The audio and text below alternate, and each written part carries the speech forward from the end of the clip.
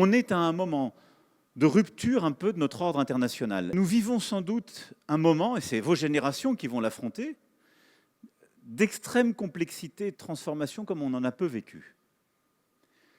D'abord, on a des déstabilisations géopolitiques et un niveau de tension très fort.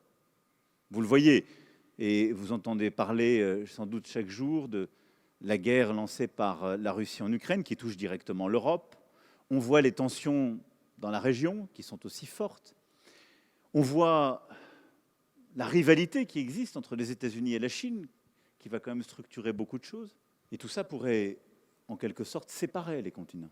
On est à un moment de rupture un peu de notre ordre international. Et le monde qu'on avait construit après la Deuxième Guerre mondiale, qui reposait sur ce qu'on appelle le multilatéralisme, et donc de la coopération entre les puissances, il est en train de se fissurer, de se fracturer, pour ne pas dire qu'il est déjà en train de se refragmenter.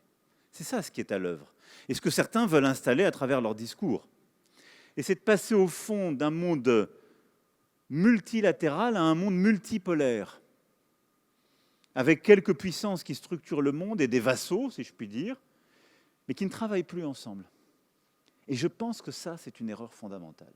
Ne cédez pas aux sirènes de la division. Il y a beaucoup de gens qui vont vous expliquer que l'Europe est vieille, que l'Europe ou que les pays les plus riches, ceux qu'on trouve au G7, sont arrogants, déjà riches, qu'il y a un Nord qui méprise un Sud global. Tout ça sont des récits, des inventions. On a fait progresser toute notre planète, de la Chine à la France, à chaque fois qu'on a su coopérer dans le respect réciproque, dans la considération. Moi, je ne crois pas à toutes ces théories. Nous partageons la même planète quand on parle de climat. On partage le même monde quand on parle de conflit.